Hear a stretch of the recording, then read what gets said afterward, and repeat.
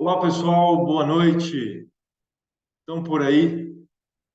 Fábio, Núbia, estão, não sei se foram em algum lugar ou abriu a câmera. O Fábio, pelo menos, abriu a câmera e partiu.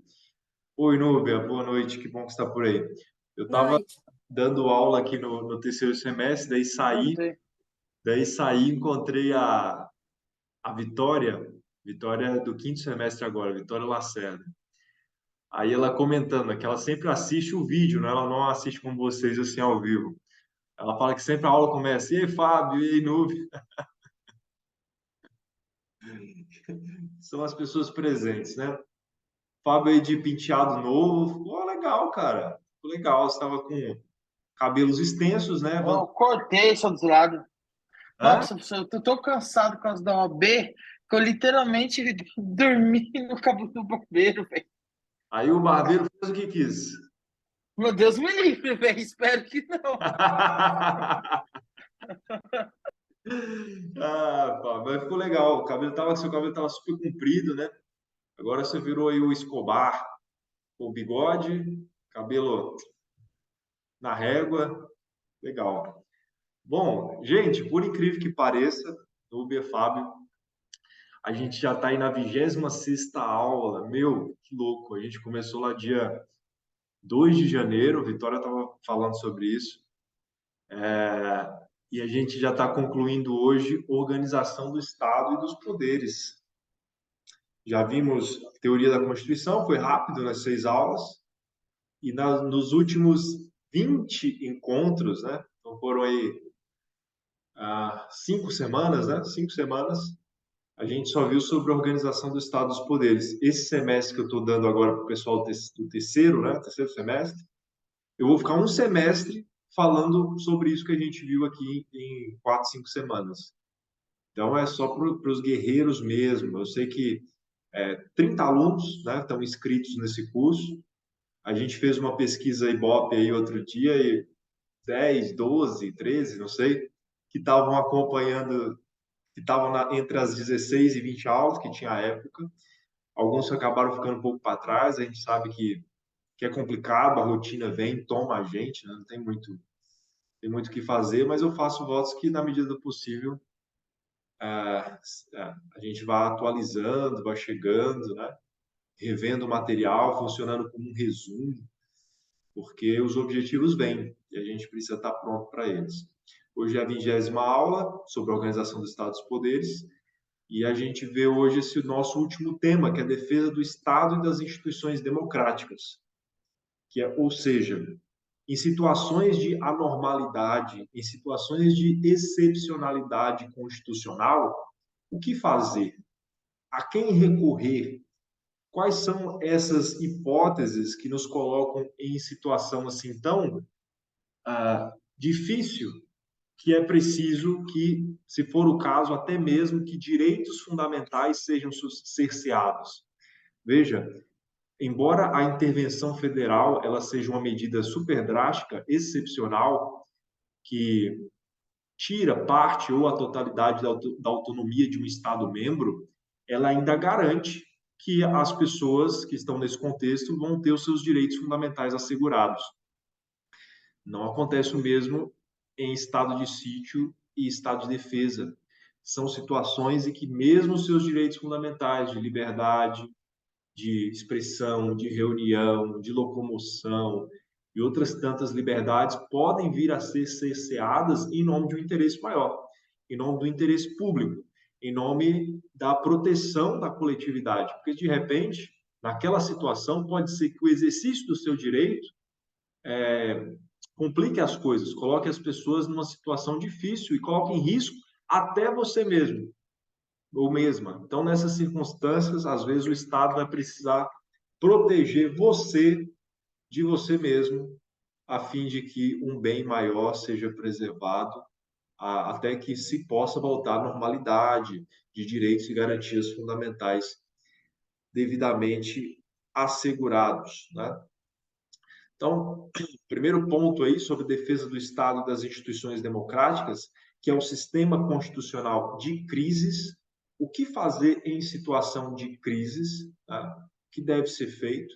para que a ordem seja mantida, para que a ordem seja restabelecida, para que se volte a uma circunstância de normalidade, se saia da circunstância de anormalidade e volte para uma circunstância de normalidade, que providências que precisam ser tomadas, isso faz parte desse entendimento sobre o sistema constitucional de crises e com quem nós podemos contar em situações como essa.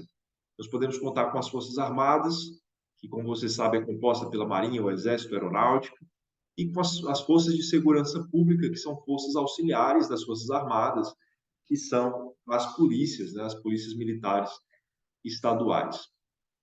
O que se pretende defender quando se diz que se está defendendo o Estado? A gente está defendendo aqui o território brasileiro, a gente está defendendo a soberania nacional, a gente está defendendo o nosso povo, a nossa cultura, a nossa mãe, a nossa pátria. É isso que precisa ser defendido numa eventualidade e que às vezes é necessário, se for o caso, uma decretação, né, de um estado de defesa, de um estado de sítio, para que se defenda o Estado brasileiro, para que se preserve o seu território. A gente viu isso na primeira aula sobre organização do Estado dos poderes, os elementos que compõem o Estado, desde a sua soberania, o seu território, a sua finalidade, né? São elementos, o seu próprio povo, obviamente, são elementos que compõem o Estado. E todos esses precisam ser protegidos numa situação de crise, território, soberania, pátria.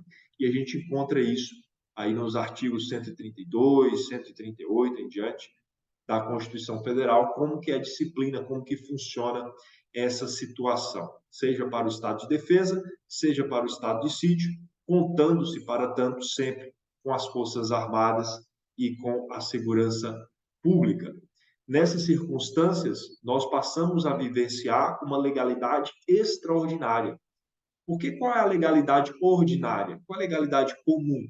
A legalidade comum é a que lhe é garantido o direito de liberdade, lhe é garantido a propriedade privada, lhe é garantido a expressão, seus direitos existenciais fundamentais são preservados. Mas, numa situação de crise, numa emergência, numa situação extraordinária, abre-se a possibilidade para nós sairmos de uma ordem jurídica ordinária, de uma legalidade ordinária, para avançarmos para uma legalidade extraordinária. E quais são os requisitos que vêm à tona quando nós consideramos aí uma legalidade extraordinária?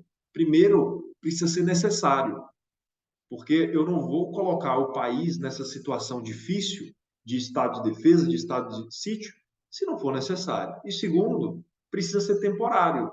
Não pode ser uma coisa, estamos numa situação de emergência e vamos ficar nessa situação de emergência ad eterno. Tá? Nunca mais vamos voltar dessa legalidade extraordinária para uma legalidade ordinária. Não funciona assim. Porque se eu decreto estado de defesa, estado de sítio, sem necessidade, eu estou sendo arbitrário enquanto governante. Eu estou me valendo de um mero capricho e não de uma necessidade da população. Se não é temporário essa legalidade extraordinária, então eu acabei de inaugurar uma ditadura. Porque num regime democrático, as pessoas têm direitos assegurados. Se isso se estende no tempo, além do necessário, então eu estou saindo de um regime democrático e eu estou adentrando uma ditadura. Então, isso precisa ficar bem claro. Nossa realidade mais recente, felizmente, nós não vivenciamos essa situação, mas foram situações vivenciadas em períodos de ditadura no Brasil, seja na era Vargas, 1937, seja na ditadura mais recente, que começou em 64, onde foram decretados esses estágios assim de anormalidade, de legalidade extraordinária, sem se considerar necessidade e temporariedade. E aí surge uma questão a ser considerada. Nesse período de crise, nesse período de necessidade, nesse período de anormalidade, eu posso vedar à população o seu acesso ao Poder Judiciário? Ou seja, o meu direito está sendo vilipendiado e eu considero que está sendo vilipendiado com abuso, com coação, eu posso me valer de remédios constitucionais, como habeas corpus, como mandado de segurança, ou não? Sim ou não? Vamos esperar a resposta. 3, 2, 1, sem resposta. Todo mundo sem abrir o áudio.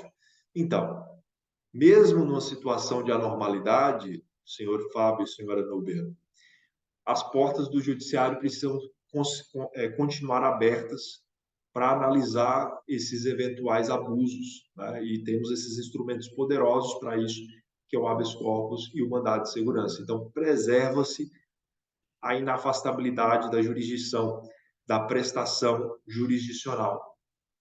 E uma outra questão que emerge, esse decreto de estado de defesa, de estado de sítio, pode o judiciário avaliar o mérito político desse decreto, em algumas circunstâncias, ou apenas a formalidade desse decreto? Basta, a esse respeito, nós lembrarmos sobre a medida provisória, que, para que seja decretada uma medida provisória, é preciso que tenha dois elementos, relevância e urgência. É bem verdade que a medida provisória é decretada em todo tipo de situação que é irrelevante e que não tem urgência. Mas, segundo a Constituição, artigo 62, é necessário que tenha relevância e é necessário que tenha urgência. E esse tema já foi objeto de decisão de acompanhamento jurisdicional. Esse caso das questões que precisam ser observadas para a decretação de um estado de defesa ou um estado de sítio, que é necessidade, temporariedade, ainda não chegaram a ser observadas pelo STF, até porque na nossa história mais recente isso felizmente não aconteceu. Mas, a levar em consideração, a ter por referência aquilo que foi feito com a medida provisória, em que foi considerado se havia relevância e urgência, dá para supor que, no caso de estado de defesa e estado de sítio, eventualmente o Poder Judiciário também poderia considerar se havia, no caso, necessidade ou se a temporariedade desse ato está sendo respeitada. E aí a gente está diante do artigo, desse primeiro artigo a respeito do tema. Vou pedir a Nube para fazer a leitura para a gente do artigo 136, que assim eu sei que os áudios serão abertos. Então, Nube, por favor, artigo 136. Artigo 136. O Presidente da República pode, ouvidos o Conselho da República e o Conselho de Defesa Nacional, decretar estado de defesa para preservar ou prontamente restabelecer, em locais restritos e determinados, a ordem pública ou a paz social ameaçadas por grave e eminente instabilidade institucional ou atingidas por calamidades de grandes proporções na natureza. Teve um momento aí que a sua fala travou, viu, Nube? Mas deu tudo certo. Acho que é a Então, internet. aqui só para a gente se atentar para os detalhes. Essa decretação do estado de defesa, do estado de sítio, nesse caso, o estado de defesa, ela é de competência do presidente da República. Para isso, ele pode ouvir o Conselho da República, pode ouvir o Conselho de Defesa Nacional, embora não precise se vincular à posição desses conselhos, e decreta estado de defesa para preservar ou restabelecer uma situação de normalidade, para voltar à normalidade. E no caso do estado de defesa, isso se dá em locais restritos e determinados, onde se está violando aí a ordem pública, a paz social, estão ameaçadas por grave e iminente instabilidade institucional ou atingido por calamidade de grandes proporções na natureza. Então, situações de anormalidade, situações em que o território nacional está sendo colocado em risco, que a federação está sendo colocada em risco, que há uma grande calamidade natural. Então, todos esses são casos que abrem aí a possibilidade para a decretação do estado de defesa. Daí a necessidade de se ler com atenção o artigo 136. Como você vê aí na sua tela, a titularidade exclusiva do presidente da República para fazer esse decreto. Ele tem que considerar o tempo de duração desse estado de defesa. Guardem que essa informação é importante. O estado de defesa tem um máximo de 30 dias, prorrogado uma única vez por mais 30 dias. Porque se decretou o estado de defesa por 30 dias, depois decretou de novo o estado de defesa por mais 30 dias e não resolveu o problema, então a gente precisa de um remédio mais drástico. Então a gente precisa de um estado de sítio. Então o estado de defesa são 30 dias prorrogados por mais 30 dias. Se isso não for suficiente, a gente tem que ir para um estado de sítio.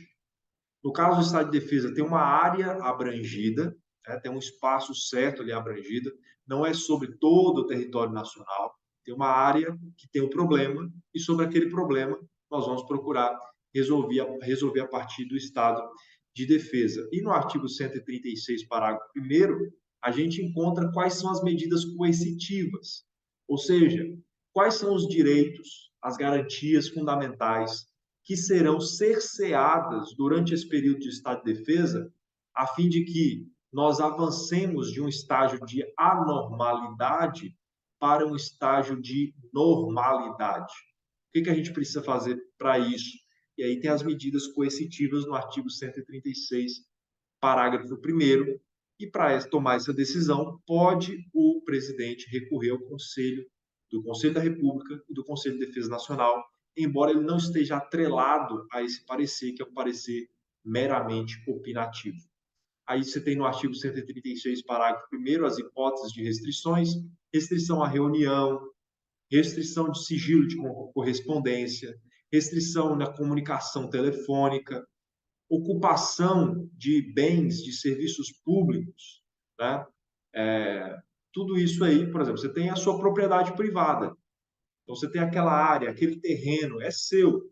Você usa como você quer. Mas numa situação como essa, pode ser que a sua propriedade seja necessária para que o governo se valha dela até que seja restabelecida a normalidade. Então, essa aí é uma das possibilidades de restrições a direitos fundamentais no período de estado de defesa. Uma questão interessante: pessoas que não estiverem cumprindo as regras, não estiverem cumprindo os protocolos necessários durante esse período de estado de defesa, elas podem vir ter a sua liberdade cerceada, ou seja, elas podem ser presas. E se presas, podem ser presas sem que se observe o artigo 5º, inciso 61 da Constituição, ou seja, não tem flagrância, não é um crime flagrante, mas prende mesmo assim. Não tem mandado judicial, mas prende mesmo assim.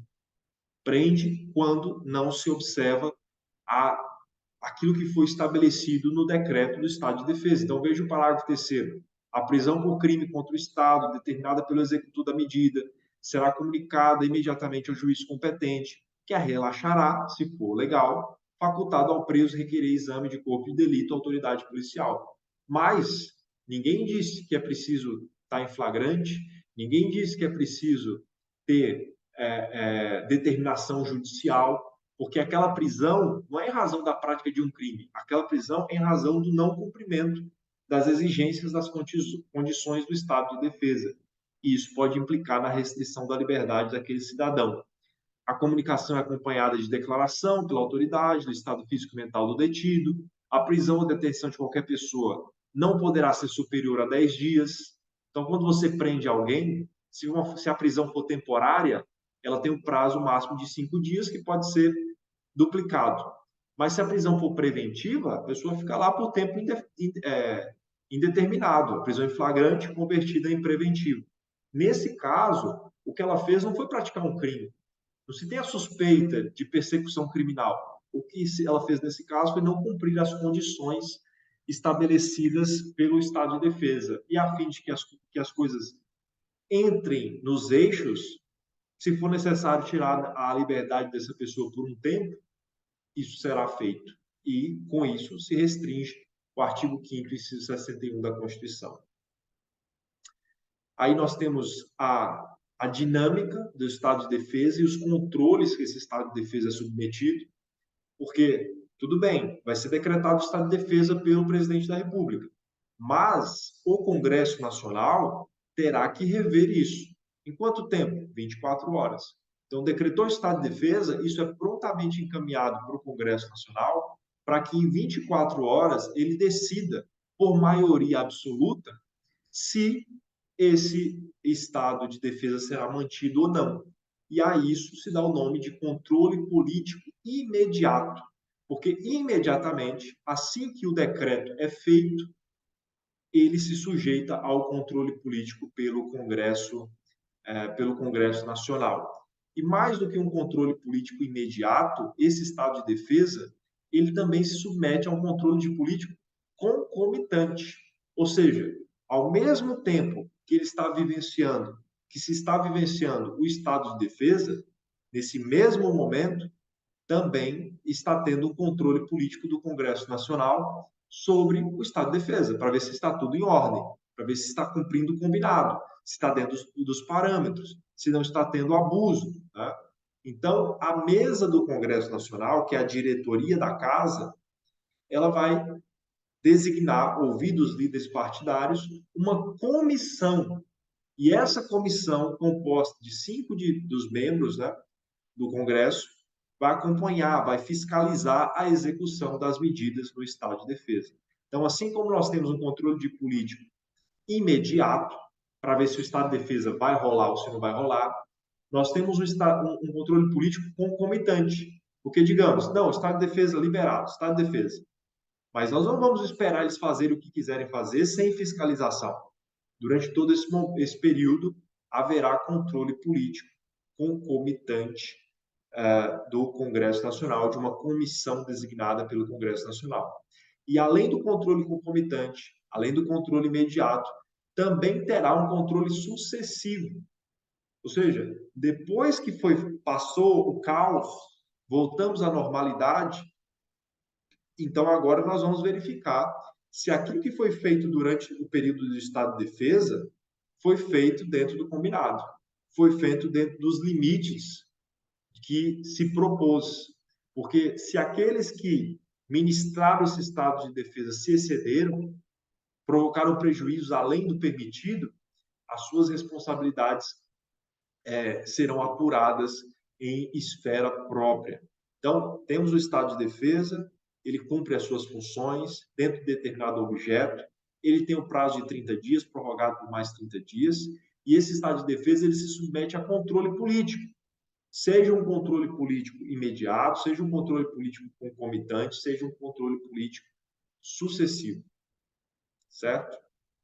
E durante o estado de defesa, como eu mencionei para vocês já lá atrás, é possível fazer controle jurisdicional imediato, né? É possível conduzir questões ali do estado de defesa à apreciação do Poder Judiciário, porque não se afasta o acesso à prestação jurisdicional, mesmo durante o estado de defesa. Então, se foi identificado algum abuso, se foi identificado algo além daquilo que é próprio do estado de defesa, então isso aí pode complicar e pode ser apurado pelo Poder Judiciário. Então, assim como temos um controle político, e o controle político é imediato, depois concomitante, depois sucessivo, nós também temos, a partir desse estado de defesa, um controle jurisdicional. E o controle jurisdicional, da mesma forma, ele pode ser imediato, ele pode ser concomitante e ele pode ser sucessivo também. Tá?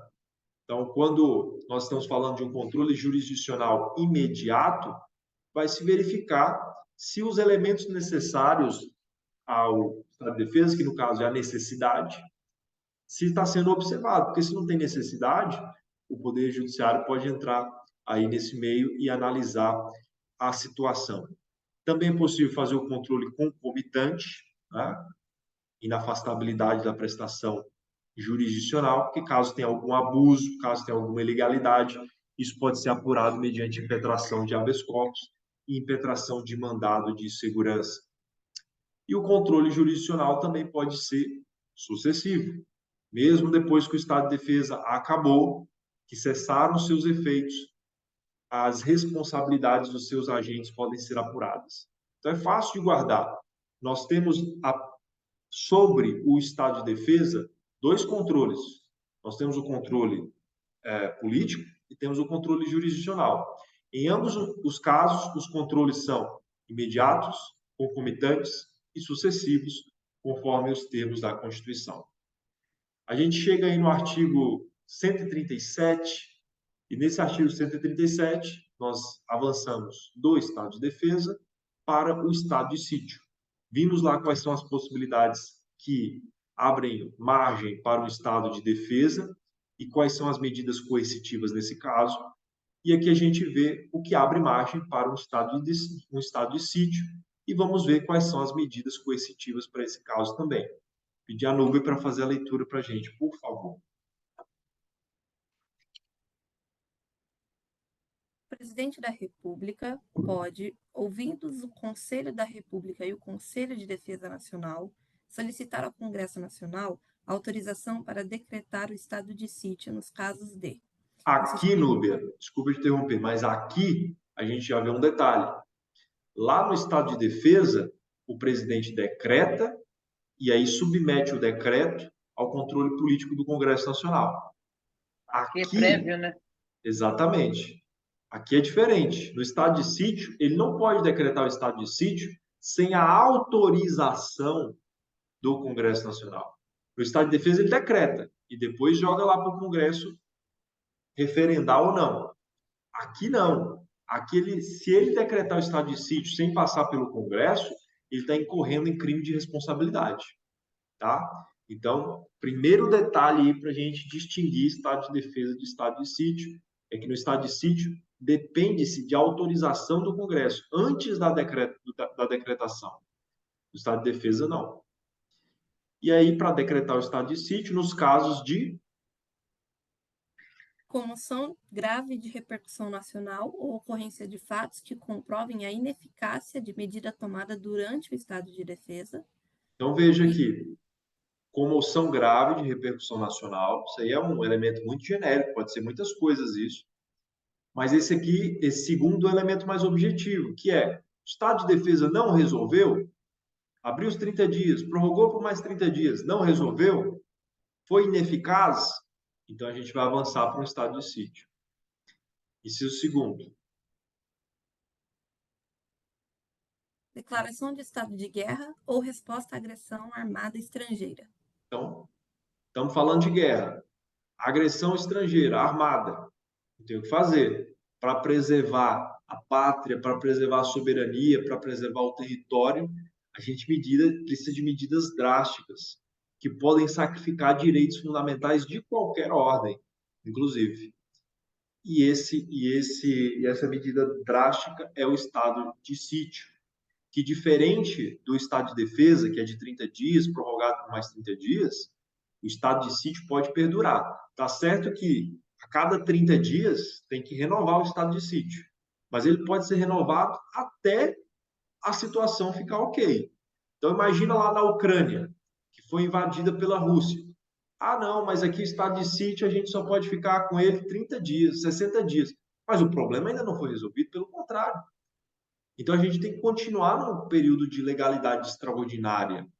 Então, essa legalidade extraordinária que se estende por mais de 60 dias, isso aí é próprio do estado de sítio. Parágrafo único. O presidente da República, ao solicitar autorização para decretar o estado de sítio ou sua prorrogação, relatará os motivos determinantes do pedido, devendo o Congresso Nacional decidir por maioria absoluta. Então, veja, como no estado de defesa, depende de maioria absoluta do Congresso Nacional. A diferença básica é que no estado de defesa, primeiro eu, presidente, decreto, depois eu pergunto para o Congresso. No estado de sítio, eu primeiro pergunto para o Congresso. Se o Congresso assinalar positivamente, aí eu decreto o estado de sítio. E eu não estou obrigado a decretar o estado de sítio, porque o Congresso disse que sim. Tá? Mas eu preciso, de toda forma, da palavra do Congresso para seguir avante, se for o caso. Quem tem a titularidade? O decreto de estado de sítio. Isso é competência do presidente da República. Tempo de duração, máximo de 30 dias, né? Mas pode ter prorrogação por mais 30 dias, por mais 30 dias, durante todo o período de anormalidade. E as medidas coercitivas, nesse período de estado de sítio, estão no artigo 138 da Constituição. com as condições prévia autorização por maioria absoluta do Congresso Nacional. Então, daqui que saem as questões. Autorização para o estado de sítio é prévia ou posterior? É maioria por maioria absoluta ou maioria simples? Depende da votação do Congresso Nacional ou do Senado ou da Câmara dos Deputados? Então, é assim que as questões são feitas. Então, a gente precisa se atentar para isso. No caso de resposta negativa do Congresso Nacional, o Poder Executivo não pode decretar o estado de sítio. No caso de resposta positiva do Congresso Nacional, o Poder Executivo, discricionariamente, pode decretar o estado de sítio, como não pode decretar o estado de sítio. E, como lá no estado de defesa, também no estado de sítio, o presidente pode buscar o parecer do Conselho da República, do Conselho da Defesa Nacional, embora não se vincule a esses pareceres. Nós temos aí as hipóteses de decretação, o que abre margem, né, para um estado de sítio, e podendo, nesses casos, provocar as seguintes medidas: obrigação de permanência em determinada localidade, detenção em edifício, restrições quanto à correspondência, suspensão da liberdade de reunião, busca e apreensão em domicílio, intervenção em empresas de serviço público, requisição de bens, tá? Uma série de restrições que podem emergir, dada o estado de sítio. E aqui, diz o parágrafo único, não se inclui nas restrições do inciso 3º a difusão de pronunciamentos de parlamentares efetuados em suas casas legislativas, desde que liberado pela respectiva mesa. Tá? Então, o que diz lá o artigo 3º?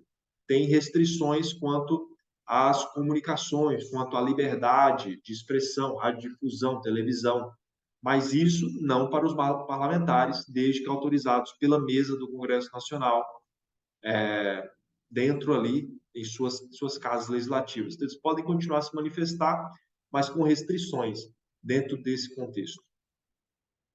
Medidas coercitivas. Qualquer garantia constitucional pode ser mitigada ou suprimida desde que o decreto tenha sido autorizado pelo Congresso Nacional, desde que se observe os princípios de necessidade e temporariedade e a duração da excepcionalidade seja indicada.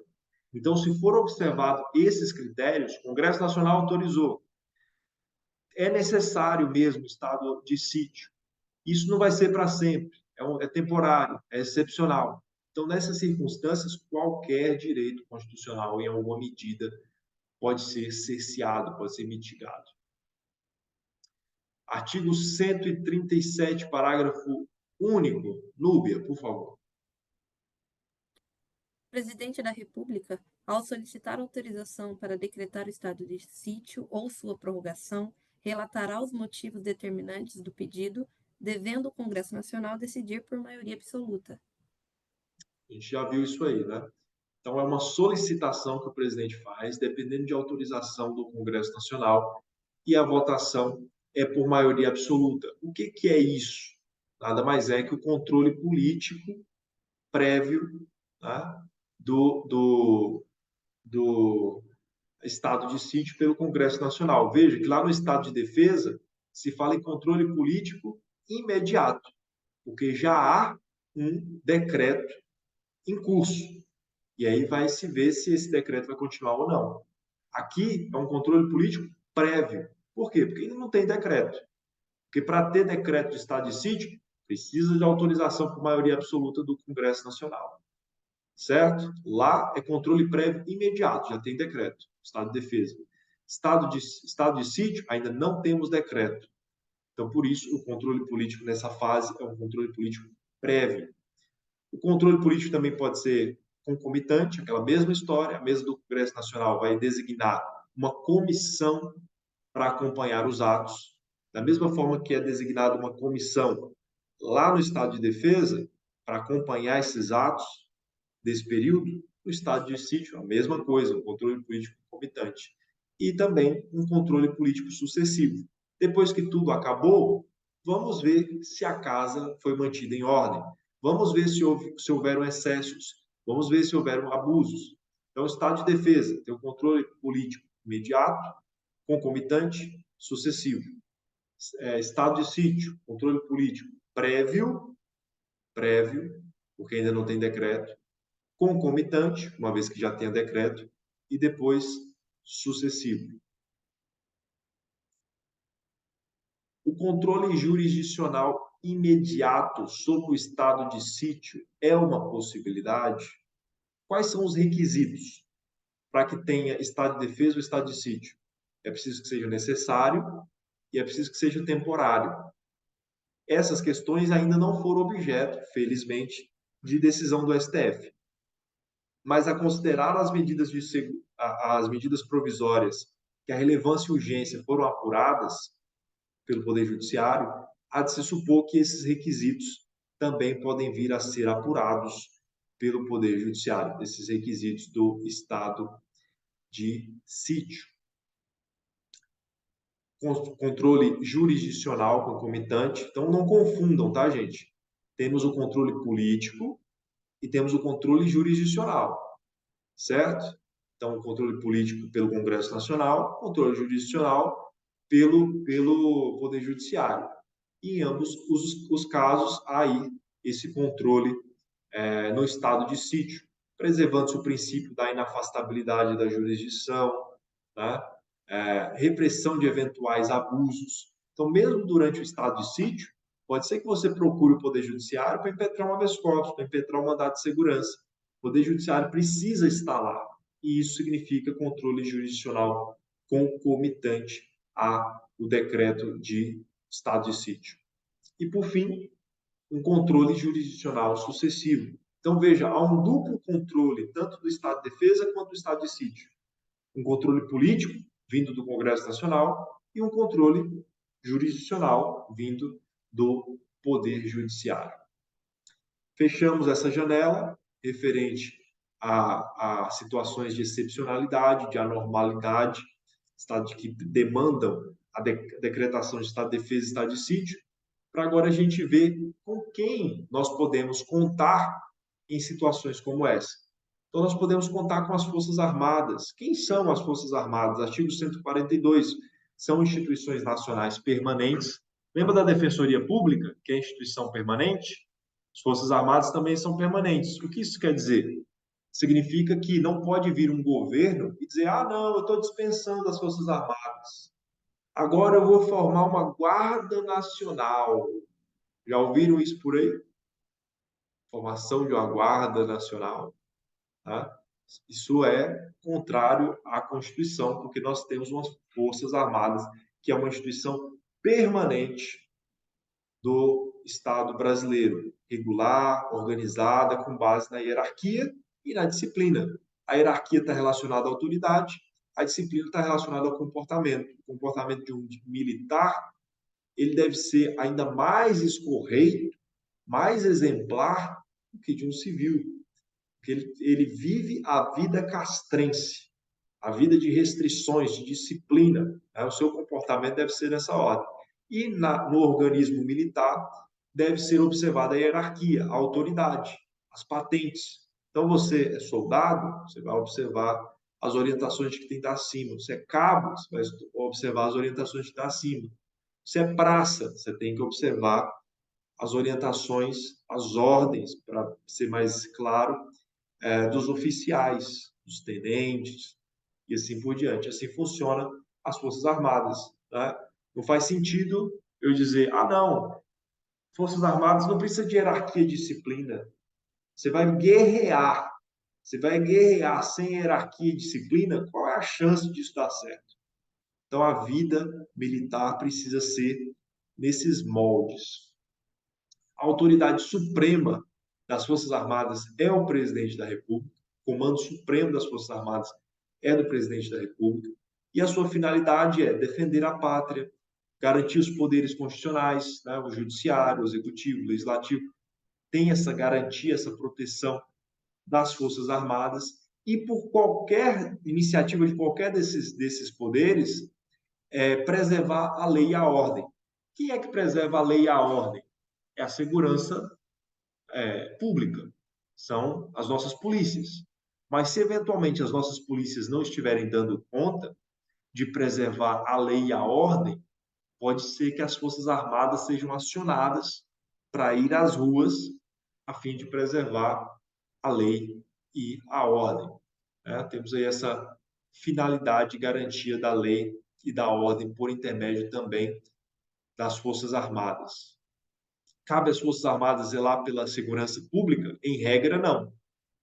Mas, se os agentes da segurança pública não estiverem dando conta, as Forças Armadas podem ser acionadas por qualquer dos poderes constitucionais para cumprir esse papel.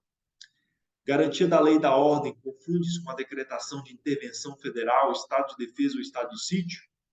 Não, são coisas diferentes. Uma coisa é a intervenção federal, conforme os termos lá do artigo 34, 35 e 36 da Constituição. Outra coisa é o estado de defesa, com seus objetos lá, objeto próprio no artigo 136. Outra coisa é o estado de sítio. Outra coisa é a segurança pública, que por qualquer razão não está funcionando, que pode sim abrir margem para uma intervenção, mas antes mesmo dessa intervenção pode existir aí o encaminhamento das Forças Armadas para colocar a casa em ordem. Reforço dessa ordem sujeita-se a controle político e judicial? Sim, controle político, controle judicial também estão aí. Se mesmo no estado de sítio, se mesmo no estado de defesa, as portas do Legislativo, do Congresso Nacional e as portas do Poder Judiciário não são fechadas para eventuais abusos, para eventuais excessos, porque isso não ocorreria no caso da garantia da lei e da ordem, né? Então, naturalmente, esse controle pode vir a ser feito. Quando nós estudamos justiça militar, esse ponto aqui que está na sua tela já foi tratado. Ou seja, quem tem competência para julgar crimes dolosos contra a vida praticados por militares? Então, militar matou militar, quem é que julga? Militar matou civil, quem é que julga? Como, Fábio? O júri, né? Então, depende. Então, depende. Depende de quem o militar matou. Militar matou militar. Justiça militar. Militar contra civil. Tribunal do júri. Militar contra civil no contexto do artigo 9º, parágrafo 2º, inclusive para a preservação da lei e da ordem. Justiça militar. E militar contra civil no caso de abate de aeronave. Código da Aeronáutica Brasileira. Aeronave sobrevoando, a aeronave é suspeita, é dada a ordem para parar, para aterrissar, a aeronave não aterrissa, é dado outro chamado, a aeronave continua desobediente, essa aeronave pode ser abatida? Pode ser abatida. Mas se em algum momento se verificar que houve abuso, que houve excesso, quem deu essa ordem para abater pode vir a ser julgado por crime doloso contra a vida, porque supõe-se que é muito provável que no abatimento de uma aeronave alguém morrerá, certo? E aí, nesse caso, também o julgamento é da Justiça Militar. Ou seja, o único caso que o Tribunal de Justiça, o Tribunal do Júri, será acionado é no caso de militar matando civil. Todos os outros casos, inclusive militar matando civil, nos enquadramentos do artigo 9º, parágrafo 2º do Código Penal Militar, o julgamento, a competência será da Justiça Militar. Habeas corpus e punições disciplinares. Digamos, Fábio é o capitão agrêmio, capitão do Exército. Eu sou recruta. E aí, entrei lá, estou servindo ao Exército, e por qualquer razão, o Fábio entende que eu cometi uma falha disciplinar. E aí ele me penaliza. E ele me penaliza com prisão. Ô, soldado, ô, praça, você vai cumprir cana aqui, porque você não cumpriu com as regras disciplinares, com a disciplina da instituição. E aí eu sou preso. Eu pergunto, eu estou preso, eu estou com a liberdade cerceada. Eu posso impetrar habeas corpus a fim de garantir o restabelecimento da minha liberdade? Sim ou não? Para você discutir a legalidade da prisão, sim, mas no mérito, não. Perfeito. E por que não pode ser discutir o mérito, Fábio? Ai, porque agora vai Não ficar se difícil. discute o mérito, porque o mérito é uma questão administrativa que Isso. está num invólucro de discricionariedade dada ao gestor, ao agente público, e nisso não cabe o Poder Judiciário se imiscuir. Por outro lado, nas questões, a formalidade, peraí, foi o capitão Fábio que determinou a prisão, mas não era ele que tinha competência para isso, na verdade era o major, era o tenente. Então, esse ato aí está viciado, porque não se observou a competência. E assim por diante. Se for quanto a uma questão formal do ato, isso pode se sujeitar ao habeas corpus. Agora, se for quanto ao mérito, isso não se sujeita a habeas corpus. Há limite de idade para o ingresso nas Forças Armadas? Sim ou não? Tem uma idade máxima, depois dessa idade você não pode trabalhar nas Forças Armadas. Tem ou não tem? Ativamente, eu acho que sim. Você pode Então, ficar reserva. a Constituição diz, Flávio, que a lei vai prever uma idade, até que sobre idade, vai disciplinar, regulamentar sobre idade. Então, até que ponto que alguém pode ingressar nas Forças Armadas. Só que essa lei nunca veio, ela nunca foi feita. E aí o que aconteceu? Essa idade começou a ser disciplinada por resolução. E aí eu pergunto para você, esse cerceamento de acesso às Forças Armadas, quanto a limite de idade, mediante resolução, considerando que a Constituição diz que precisa ser por lei, há aí uma inconstitucionalidade?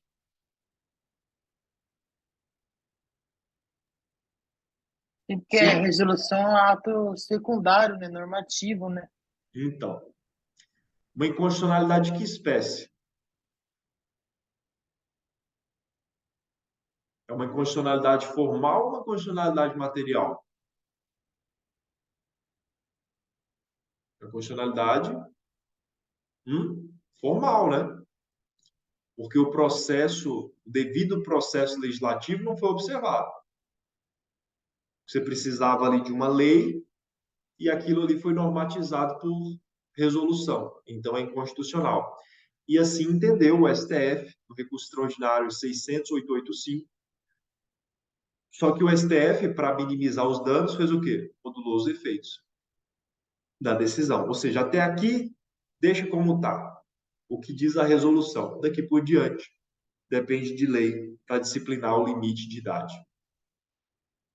Aplica-se o princípio da insignificância a crimes militares? Fábio já aqui se declarou que é penalista. O que é o princípio da insignificância, Fábio? Ela exclui A. a tipicidade formal do crime. Exclui a tipicidade formal ou a tipicidade material? Formal, porque o material é bagatela. Mas o princípio da Não é truque. insignificância não é a mesma coisa do princípio da bagatela? Então, eu estou dando uma estudada, tá divergente. Tem doutrinadores que falam que a bagatela é espécie, a insignificância é o gênero. Entendi. Mas não é discutido isso. Vamos Para mim adotar, é a mesma coisa. vamos Para mim é a adotar um mesma coisa. entendimento, vamos adotar um entendimento que é a mesma coisa. Mesmo que seja a mesma coisa, nós estamos aí falando de uma violação à tipicidade formal ou à tipicidade material? Digamos, um cidadão adentrou o Good Bom ali e, com fome, pegou três bananas e saiu correndo. Ele subtraiu um bem? Sim, é material, então. A conduta dele se amolda ao tipo penal descrito no artigo 155, subtrair para si ou para outra em coisa alheia móvel? Sim. Se amolda? Então, nós podemos dizer que há uma tipicidade formal? Não, material. Há uma tipicidade formal, porque a conduta se amolda. Não, sim, a tipicidade. Eu entendi a tipicidade. Por outro lado, o bem penalmente tutelado, que é o patrimônio, com a subtração de 3 bananas, dá para dizer que ele foi, de fato, violado ao ponto de se demandar o trabalho, a aplicação do direito penal, que é a última ratio? Não. Não. Então, veja, quando você tem lá a distribuição tripartite do crime, que na verdade o crime é uma coisa só, mas tem essa distribuição em 3 etapas para facilitar a nossa compreensão, para saber se é crime ou se não é crime. Daí até a ideia de estratificação da figura delitiva. Então, são em três etapas: fato típico, ilícito e culpável. Dentro do fato típico, a gente vai averiguar se houve conduta dolosa ou culposa, a gente vai averiguar se houve resultado, a gente vai verificar se entre a conduta e o resultado há nexo de causalidade, e, por fim, a gente vai verificar se há tipicidade. E essa tipicidade, ela pode ser tanto formal como material. E, nesse caso, quando o bem penalmente tutelado ele não é de fato afetado, então significa que a tipicidade material não foi alcançada. E não tendo sido alcançada, nós estamos diante de um fato atípico, certo? Agora, eu posso aplicar essa ideia de insignificância a condutas de militares, a crimes militares, e tem se entendido que não, tá? Que no caso da vivência militar, da vivência castrense, que é uma vivência com muitas restrições de oficiais que devem dar o exemplo para a nação, que são devidamente orientados, que são devidamente preparados, que devem conhecer a lei. Então, não se admite que para eles se aplique o princípio da insignificância. Exemplo, nós colocamos, foi um determinado militar foi surpreendido dentro de um hospital militar com determinada quantia muito pequena de entorpecente.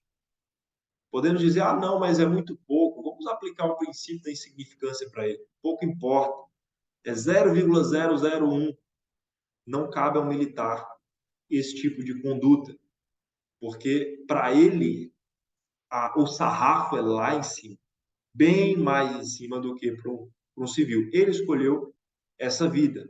Ele tem os louvores e os benefícios da vida militar e também tem os encargos, tem as responsabilidades. Então, imagine, se eu admito que pessoas que têm acesso a armas poderosas, pessoas de autoridade, de influência, pratiquem crimes, ainda que mínimos, se valendo da sua condição de militares, inclusive, né? Eu não posso aplicar essa situação, o princípio da insignificância. Não posso aplicar. Então, sei lá, você está lá na sua lojinha, entra alguém fardado. Qual é a sua reação? Você você já presume que você está seguro com aquelas pessoas ali. É ou não é?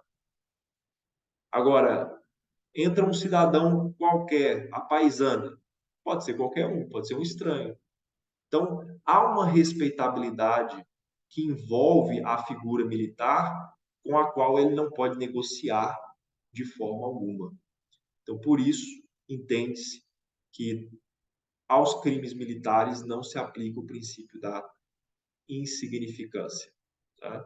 Então, está aí na sua tela. Professor, eu digo isso, Como? eu digo isso porque eu digo isso, mas estudando para o OAB, o professor explica que a primeira fase, a segunda, é para se estudar como se aprendeu na faculdade, né? Que a insignificância exclui a material. Só que em concurso, para defensoria, delegado, juiz, a doutrina entende que são coisas similares, mas diferentes. Entendi. Na verdade, são coisas Oxe, equivalentes, mas no mundo dos concursos públicos, em especial, sempre é necessário andar mais uma milha, mais uma milha, mais uma milha, saber mais um detalhe. Então, vale aí o seu apontamento, sua consideração, Fábio. Eu agradeço. Findamos aqui os nossos temas, findamos a organização do Estado dos Poderes, e assim a gente vê aí algumas questões para a gente concluir os nossos trabalhos de hoje. Bom, vamos lá. O estado de defesa e o estado de sítio são tidos como legalidades extraordinárias, verdadeiras excepcionalidades que possibilitam, inclusive, a suspensão de determinadas garantias constitucionais. As hipóteses de incidência e o procedimento são exaustivamente tratados pela Constituição. Com base na previsão constitucional dos referidos institutos, assinale a opção correta. O enunciado disse aquilo que a gente já sabe, que estado de defesa e estado de sítio, legalidade extraordinária. Agora, o que diz as assertivas? A. O estado de defesa e estado de sítio podem ser decretados pelo presidente da República, bastando a oitiva prévia do Conselho da República, do Conselho de Defesa Nacional e do Procurador-Geral da República. É assim que se decreta estado de defesa e estado de sítio? São esses os atores determinantes?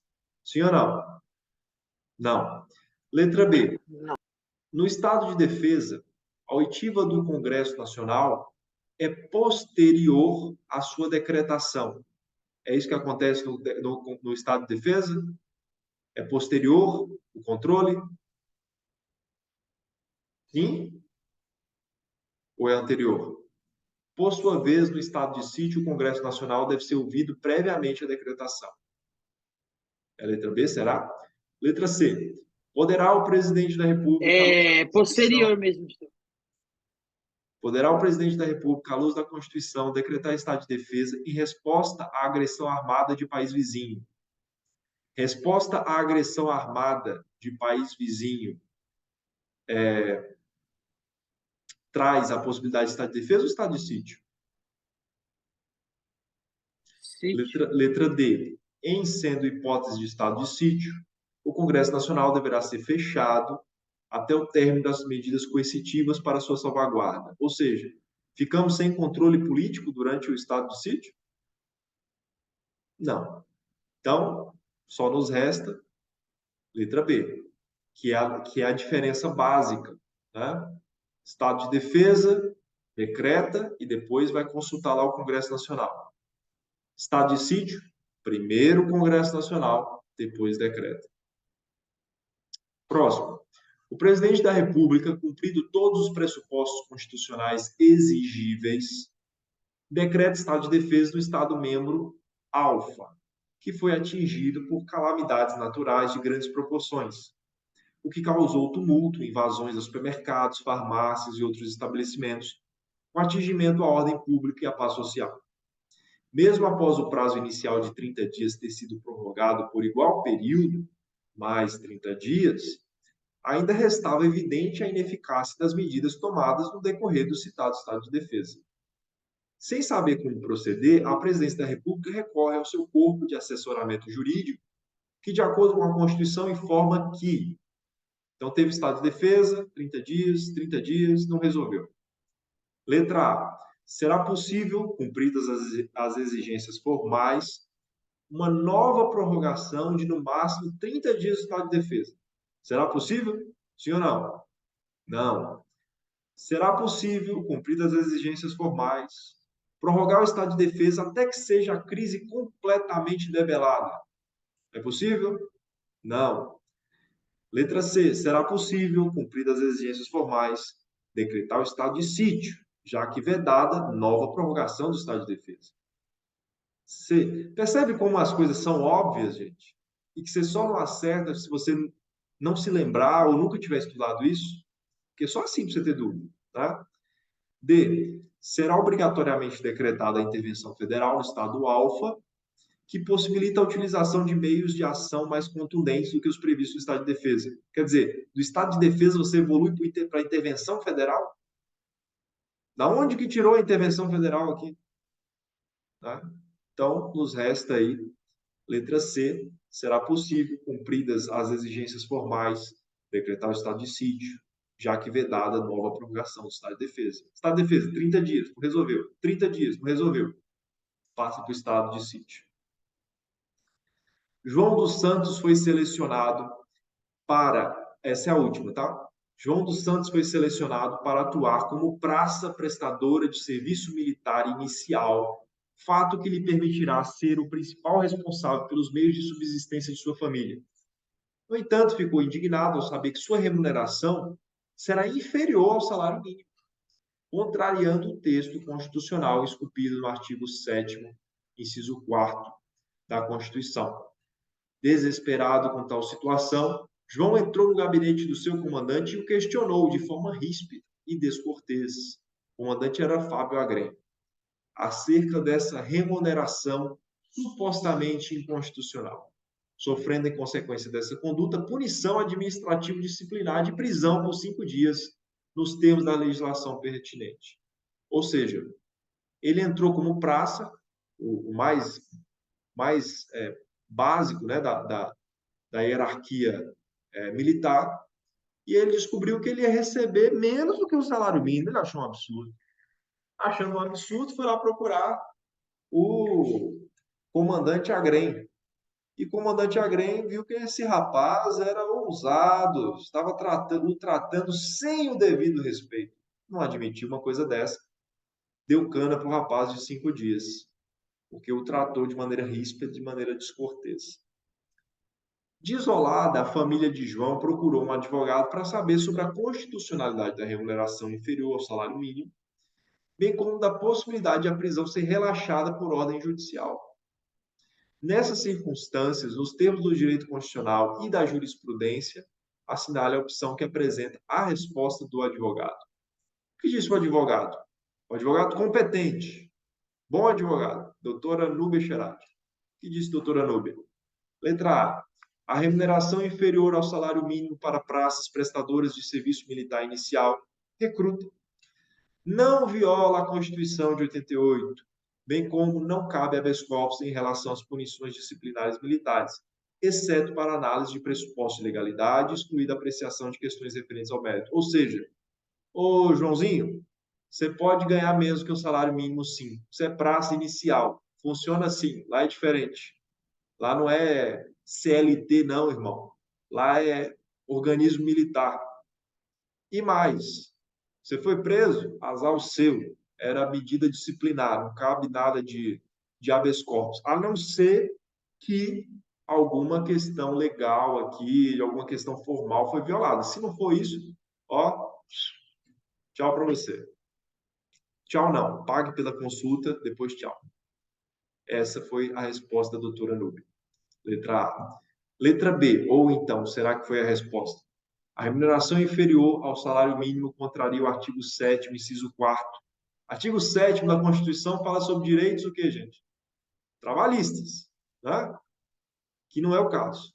Bem como se reconhece o cabimento de habeas corpus para punições disciplinares militares, qualquer que seja a circunstância. Qualquer que seja a circunstância, cabe habeas corpus para militar.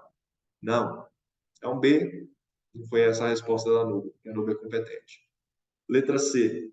O estabelecimento de remuneração inferior ao salário mínimo para as praças prestadoras de serviço militar inicial não viola a Constituição, mas é cabível habeas corpus para as punições disciplinares militares, até mesmo em relações... Olha o examinador ajudando o cidadão, colocando as cartas na mesa, até mesmo em relações a questões de mérito da sanção administrativa, cabe HC. Não cabe. D. A remuneração inferior ao salário mínimo contraria a ordem constitucional, mais especificamente o texto constitucional do artigo 7º, inciso 4º, bem como não se reconhece o cabimento de habeas corpus em relação às punições disciplinares militares. Então, está parcialmente correto. Resposta certa, letra A. Ou seja, esse prazo inicial ele pode sim receber menos do que o salário mínimo. E se fizer coisa errada lá e for disciplinado pelos superiores, ele pode ser preso e a sua prisão não abre margem para habeas corpus, a não ser que sejam coisas relacionadas à forma e não relacionadas ao mérito administrativo. Certo isso aí, gente? Combinado? Parabéns a vocês, guerreiraços que chegaram até aqui para lá das 22 horas da noite, a última aula de organização do Estado dos Poderes. Amanhã começamos com aquilo que aguardava o Fábio Agrem desde o dia 2 de janeiro, que é controle de constitucionalidade. Teremos 9 aulas sobre controle de constitucionalidade, depois mais 5 aulas de ações constitucionais. E assim, se Deus permitir, nos despediremos desse curso extraordinário, porque incomum, né? Em período de férias e um pedacinho de fevereiro a respeito do direito constitucional. Agradeço a atenção, a participação de vocês e até amanhã, tá bom? Amanhã também às 21 horas. E aí na quinta voltamos para as 19 horas. Boa noite, gente. Um abraço. Tchau, tchau.